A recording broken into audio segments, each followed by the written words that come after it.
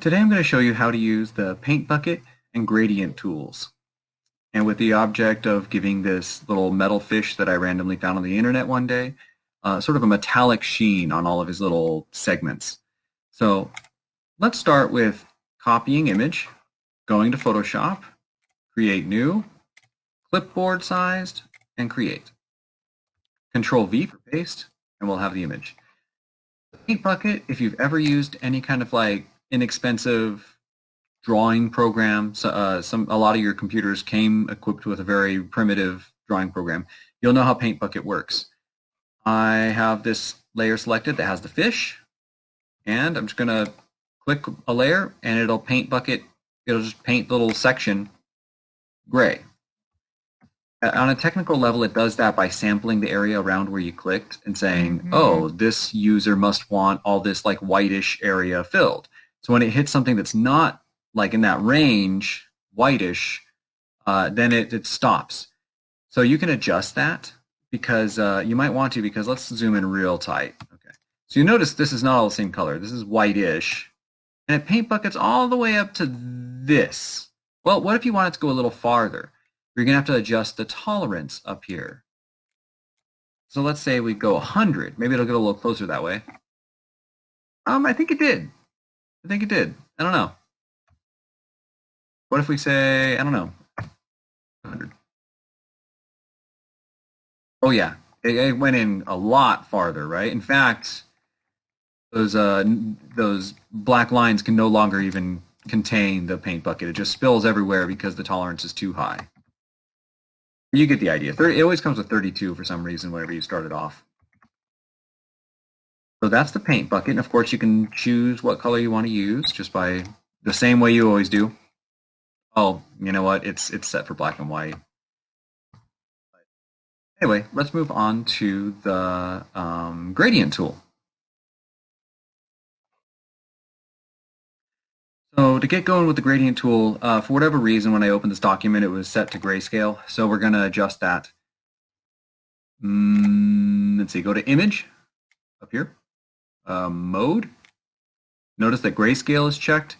I think sometimes when you copy paste an image, if it's only black and white, it'll just adjust it to grayscale. Just go to RGB color, very popular for, yeah, let's see. No, don't flatten it. It might ask you whether you want to flatten your image. That would mean taking all the layers, combining them into one. But I mean, there's no reason to do that for now.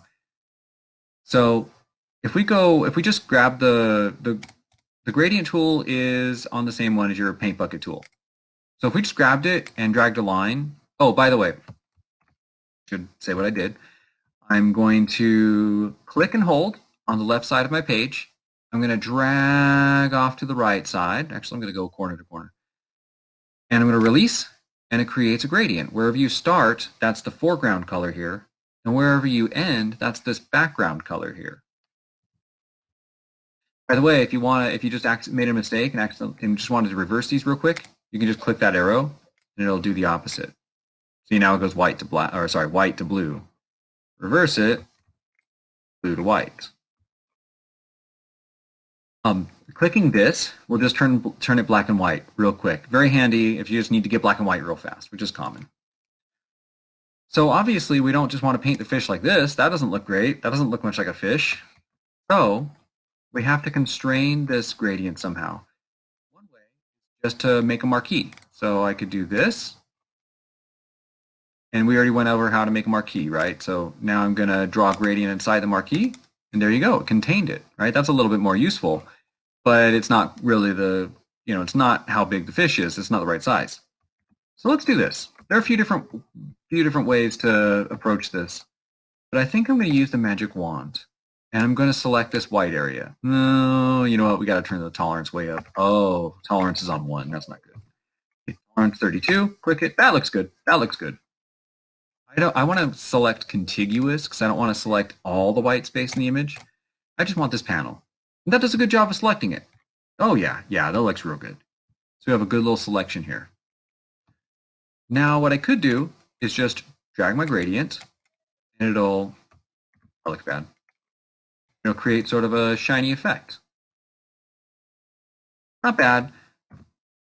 There are different settings that we can use to make it look a little bit more like metal. So let's go up to our options panel up here. We're going to see a few options. First of all, we have a few different sort of presets for gradients. You know, you can choose one of these presets, and some of them are pretty nice. There's a clouds one that looks good. But anyway, the more important ones, I'm just going to go back. The more important change we're looking for is right over here. So you start, and it's just sort of like in a standard one color to another. But you can also, from one side to another, you can also change it so that it'll start with the color and come out to white, or the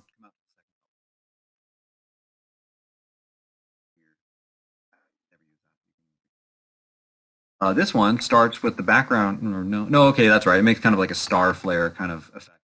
But this is the one we're actually after. And if we don't set it up properly, it won't have any effect. So we're going to open this up.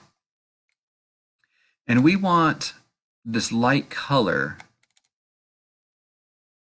to be out in the middle. And so, oh, and by the way, after we drag that light color to the middle, we're just going to click here, and there's going to be another color.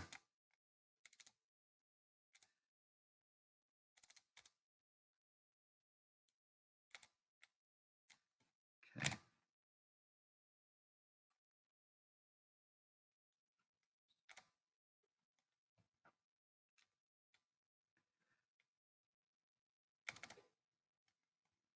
So let's drag this out into the middle, and then just give it another click next to it. Drag that off to the side, and then click the color down here. It'll let you choose another color. I'm just going to go for another blue. Pretty good. Now it'll also let you choose a halfway point between the two colors. Now, if you ever looked at a piece of metal, you'll notice that they have really hard contrasts in terms of the shading on their surface. That's what makes them look shiny. So I'm going to adjust the point. Oops. That's okay. I'll just delete that. Now we'll swing that oh, got to change this color. I messed it up. There we go. Swing this midpoint over here, and that'll look a little more metallic. We're going to say okay, and we're going to drag it. It's actually not the effect I was looking for. So, you know, I maybe have left too many points on there. What did I do? Okay, there we go. This is a little bit more like what I was looking for. I just edited part of it because I was sitting there screwing around with it for a while. But I just did that. I just screwed around with it for a little while until I got it to look better. I'm not entirely pleased at how very sharp that contrast is, actually, it turns out. So I'm going to stop it. I'm going to soften that up. Sweet. That might look a little better. Let's find out. Okay, yeah, I like that better. I don't know about you all. In fact, I'm going to lighten up that white color. I'm not super fond of that either.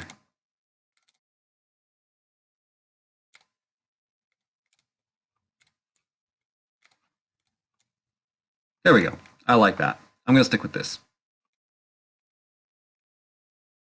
So there is a challenge here, is some of these sections call for different, like might require like a warp. So this one just has a straight, kind of a straight line, you know, just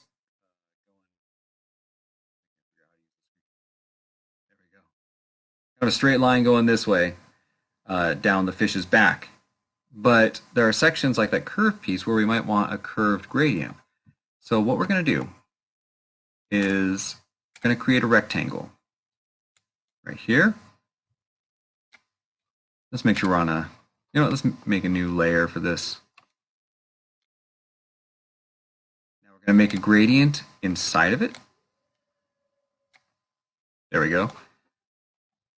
Now the cool part is we can use this shape. We're going to cut by holding Control X. We can paste this into other selections. So let's use the magic wand. And, oh, sorry, go back to layer 1 or whatever you call it. And now let's go up to Edit paste special, paste into. What happened is it took that piece that we cut and it pasted it into that selection. Now the cool thing about that is we can actually now manipulate this piece separately and transform it. So let's go to free transform.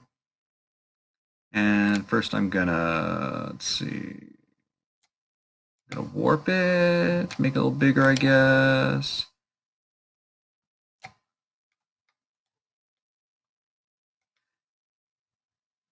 Now here's the trick, is we want it to sort of bend with the fish's body. So we're gonna go to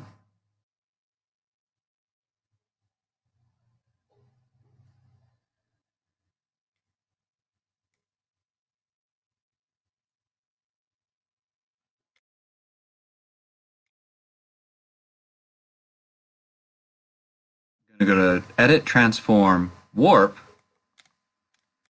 Now it'll let us move all these little anchor points independently. Oops. Let's do that. Give it like a nice bend shape. Oops.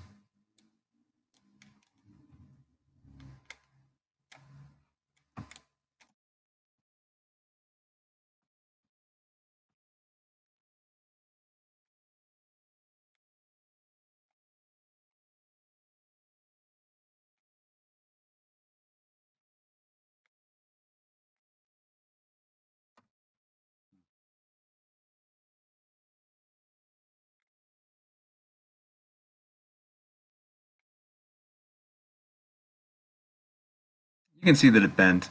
I didn't notice a whole lot when we were working on it, but if we did it along here, I think you'd really notice it.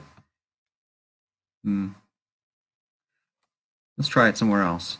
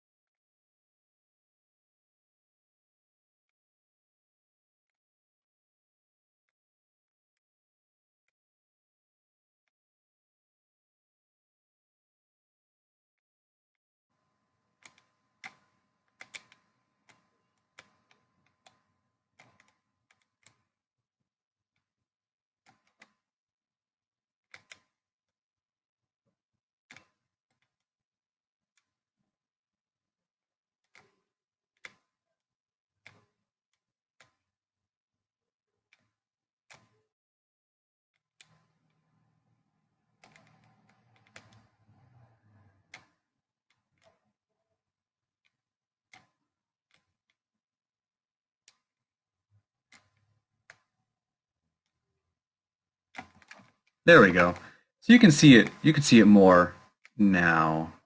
Now I kind of used this tool here.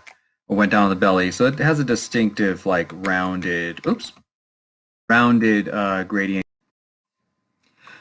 So I'm going to kind of hit return. I'm going to hit fast forward on this video and just work on this for a little bit. It does take time. I'm not going to probably get all the way through it before I have to end, but it should give you enough to look at if you want to see how it's done and do it on your own. So this is your assignment for this week, is to take this metal fish or a similar object off the internet. If you can find a picture of a robot or C-3PO or R2-D2 or whatever, that's cool with me. And then metallicify it for me. So